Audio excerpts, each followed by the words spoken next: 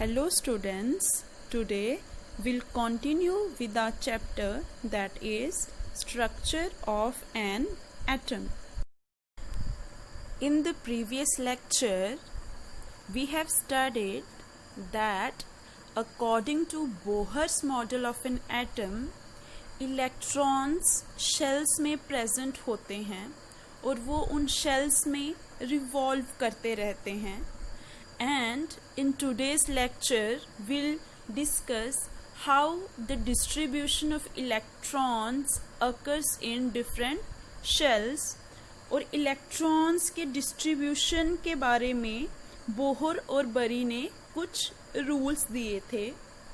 उन rules के according किसी भी shell में जो maximum electrons आ सकते हैं उसका एक फॉर्मूला है दैट इज 2n स्क्वायर. उसमें n क्या है कि वो शेल कौन से नंबर पे प्रेजेंट है.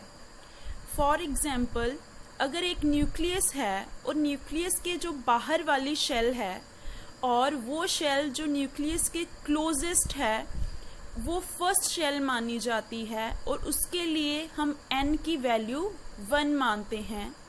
और न्यूक्लियस से जो सेकंड नंबर पे शेल होती है उसके लिए हम n की वैल्यू 2 मानते हैं और वो सेकंड शेल होती है और ऐसे हम आगे चलते रहते हैं. अब अगर हम देखेंगे कि जो पहली शेल है जिसको हम K शेल भी बोलते हैं उसमें कितने इलेक्ट्रॉन्स आएंगे. अगर हम फॉर्मूला लगाते हैं 2n स्क्वायर और n की वैल्यू 1 पुट करते हैं, इट मीन्स जो पहली शेल होगी और जो K शेल होगी उसमें जो मैक्सिमम इलेक्ट्रॉन्स अकोमोडेट किए जा सकते हैं दैट इज 2 इलेक्ट्रॉन्स. सिमिलरली जो सेकंड शेल है और जो L शेल है उसमें जो मैक्सिमम इलेक्ट्रॉन्स अकोमोडेट किए जा सकते हैं वो होते हैं 8. और अगर हम वैसे ही n की वैल्यू 3 और 4 पुट करते हैं तो जो m शेल की अकोमोडेशन पावर है दैट इज 18 इलेक्ट्रॉन्स और n शेल की अकोमोडेशन है 32 इलेक्ट्रॉन्स. बट कुछ पॉइंट्स हैं जो ध्यान में रखने ज़रूरी हैं.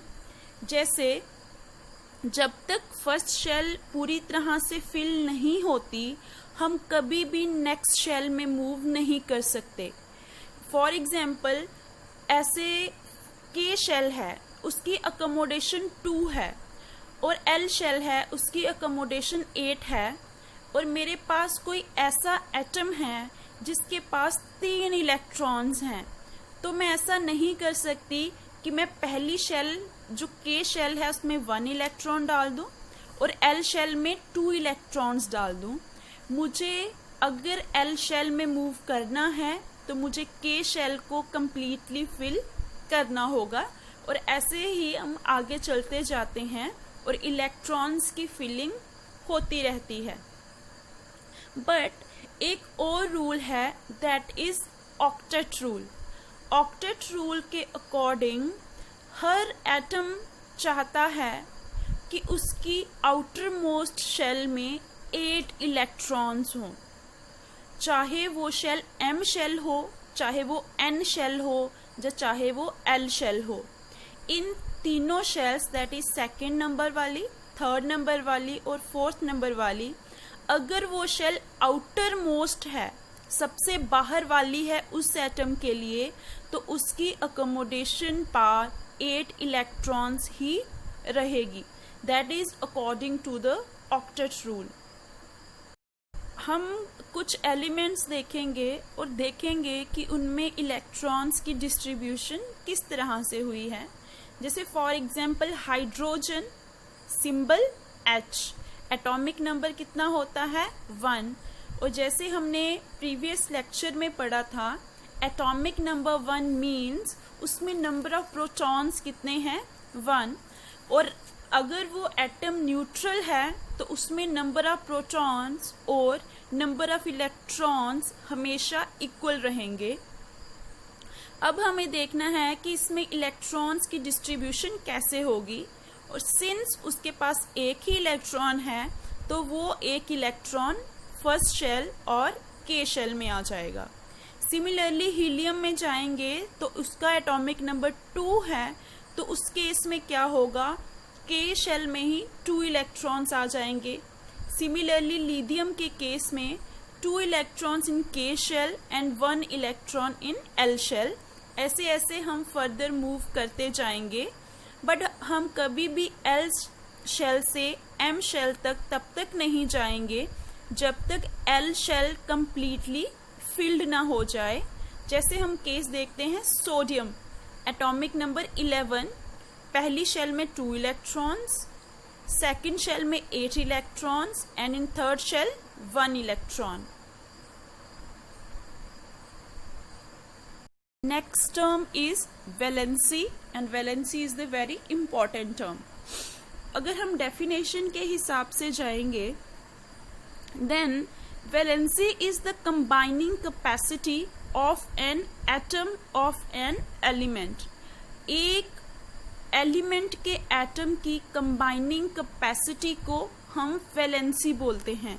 कंबाइनिंग कैपेसिटी मीन्स वो किसी दूसरे एलिमेंट से कितना कंबाइन कर सकती है, वो कौन डिसाइड करता है कि उस एलिमेंट की वैलेंसी कितनी है। बट आपको 2 टर्म्स में कभी भी कंफ्यूजन क्रिएट नहीं करना है। One is valence electrons and another is valency. Valence electrons means those electrons that are present in the outermost shell or valence shell. जो सबसे बाहर वाली शेल होती है उसको हम वैलेंस शेल भी बोलते हैं, और उसमें जो इलेक्ट्रॉन्स प्रेजेंट होते हैं उसको हम वैलेंस इलेक्ट्रॉन्स भी बोलते हैं। अगर किसी एटम की सबसे बाहर वाली शेल कंप्लीटली फिल्ड है तो उसकी वैलेंसी हमेशा 0 होगी। चाहे वो आप के शेल हो या एल शेल हो, वो कोई भी शेल हो सकती है, बट अगर वो कंप्लीटली फिल्ड है तो उस एलिमेंट की वैलेंसी हमेशा 0 होगी। One important thing that need to be kept in mind is that elements एक दूसरे के साथ कंबाइन करते हैं in order to attain stability. जब वो चाहते हैं कि वो स्टेबल हों, वो अनस्टेबल तब होते हैं जब उनकी बाहर वाली शेल कंप्लीटली फिल्ड नहीं होती। अगर उनकी बाहर वाली शेल कंप्लीटली फिल्ड नहीं है, it means they need to combine with the another element in order to attain stability. इसी वजह से अगर उसकी बाहर वाली शेल पूरी तरह से फिल्ड है, it means it is stable and it need not to combine with any other element. That's why the elements whose valence shell is completely filled having valency 0. अब हम बात करेंगे उन शेल्स की, उन एलिमेंट्स की जिनकी बाहर वाली शेल कंप्लीटली फिल्ड नहीं होती। जिन एलिमेंट्स की बाहर वाली शेल कंप्लीटली फिल नहीं होती, उनके केस में अगर उनकी आउटर मोस्ट शेल और वैलेंस शेल में 1 से लेकर 4 तक इलेक्ट्रॉन्स हैं तो उनकी वैलेंसी भी वही होगी। फॉर एग्जाम्पल, जैसे हमने अभी पढ़ा, हमारे पास एक एलिमेंट है sodium having atomic number 11, configuration will be 2, 8, 1। उसकी बाहर वाली शेल में कितने इलेक्ट्रॉन्स हैं? 1, तो उसकी वैलेंसी कितनी होगी? 1। सिमिलरली आप एक और एलिमेंट ले लें जिसकी बाहर वाली शेल में 2 इलेक्ट्रॉन्स हैं, उसकी वैलेंसी 2 हो जाएगी। जिसकी बाहर वाली शेल में 3 इलेक्ट्रॉन्स हैं, उसकी वैलेंसी 3 हो जाएगी। जिसकी बाहर वाली शेल में 4 इलेक्ट्रॉन्स हैं, उसकी वैलेंसी 4 हो जाएगी। उसको हम टेट्रा वैलेंट भी बोलेंगे। बट उसके आगे की चीज इंपॉर्टेंट है। अगर किसी एलिमेंट की आउटर मोस्ट शेल और वैलेंस शेल में 5 इलेक्ट्रॉन्स हैं तो उसकी वैलेंसी 5 नहीं होगी, उसकी वैलेंसी होगी 3। इट मीन्स अगर किसी एलिमेंट की आउटर मोस्ट शेल में 1 से लेकर 4 तक इलेक्ट्रॉन्स हैं तो उसकी वैलेंसी उन्हीं इलेक्ट्रॉन्स के नंबर के इक्वल होगी। बट अगर किसी एलिमेंट की आउटर मोस्ट शेल में 5 से लेकर 8 तक इलेक्ट्रॉन्स हैं तो उन एलिमेंट्स के केस में हम वैलेंसी को फाइंड करने के लिए आउटर मोस्ट इलेक्ट्रॉन को 8 में से माइनस कर देंगे। इट मीन्स अगर किसी एलिमेंट की बाहर वाली शेल में 6 इलेक्ट्रॉन्स हैं, it means it's valency will be 8 minus 6, that is 2. Another example is of chlorine, atomic number 17. Configuration will be 2, 8, 7. बाहर वाली शेल में कितने इलेक्ट्रॉन्स हुए? 7. तो वैलेंसी कितनी होगी? 1. सोडियम जिसकी बाहर वाली शेल में 1 इलेक्ट्रॉन था उसकी वैलेंसी भी 1 थी, और क्लोरीन जिसकी बाहर वाली शेल में 7 इलेक्ट्रॉन्स हैं उसकी वैलेंसी भी 1 होगी, और वो एलिमेंट जिसकी बाहर वाली शेल में 8 इलेक्ट्रॉन्स हैं उसकी वैलेंसी 0 हो जाएगी। Next 2 terms are atomic number and mass number. We have discussed about it earlier also. Atomic number denoted by the alphabet Z and mass number denoted by the alphabet A. अगर हम atomic number की बात करते हैं, atomic number means किसी भी atom के nucleus में कितने प्रोटॉन्स प्रेजेंट हैं। जितने भी न्यूक्लियस में प्रोटॉन्स प्रेजेंट होंगे उतना ही उस एटम का एटॉमिक नंबर होगा। और एक एलिमेंट के जितने भी एटम्स होते हैं उन सभी का एटॉमिक नंबर हमेशा सेम रहता है। For example, if I ask you what is the atomic number of hydrogen, you will say 1. What does this statement means? It means hydrogen is having 1 proton in its nucleus. Similarly, another term is mass number. Mass number is the sum of protons and neutrons, and we know that both protons and neutrons are present in the center of an atom, in the nucleus of an atom, because the mass of an atom is concentrated in its center. So, if I'm saying an element is having a mass number of 14, it means the number of protons plus the number of neutrons present in that element is 14. Isotopes. Isotopes are atoms of the same element having same atomic number but different mass number. जैसे हमने अभी पढ़ा, atomic number means number of protons, और atomic number अगर एक element है iron, वो एक एलिमेंट आयरन छोटे छोटे आयरन के एटम्स का बना हुआ है, बट हर एटम में नंबर ऑफ प्रोटॉन्स सेम होंगे, मीन्स हर एटम का एटॉमिक नंबर सेम होगा। सो आइसोटोप्स वो एटम्स होते हैं एलिमेंट के जिनका एटॉमिक नंबर तो सेम होता है बट मास नंबर डिफरेंट होता है। अगर उन सब का एटॉमिक नंबर सेम है, इट मीन्स उन सब में नंबर ऑफ प्रोटॉन्स इक्वल हैं, बट उसका मास नंबर डिफरेंट है, इट मीन्स कौन सी वैल्यू डिफरेंट है उन एटम्स में? That is neutrons. इसी वजह से जब हम ओनली प्रोटॉन्स की वैल्यू लेते हैं वो तो सेम आती है, बट जब प्रोटॉन्स और न्यूट्रॉन्स का सम लेते हैं, दैट इज मास नंबर, वो डिफरेंट हो जाता है। फॉर एग्जाम्पल, हाइड्रोजन के हमारे पास 3 आइसोटोप्स होते हैं, that is protium, deuterium and tritium. ये तीनों आइसोटोप्स किसके हैं? हाइड्रोजन के। एक ही एलिमेंट के 3 डिफरेंट एटम्स हैं, और अगर एक ही एलिमेंट है तो एटॉमिक नंबर क्या है? सेम है। नंबर ऑफ प्रोटॉन्स तीनों के पास क्या है? सेम है, बट क्या डिफरेंट है? न्यूट्रॉन्स डिफरेंट हैं। इस वजह से इनके मास नंबर एक दूसरे से डिफरेंट हैं। वैसे ही कार्बन के भी 2 आइसोटोप होते हैं, that is C12 and C14।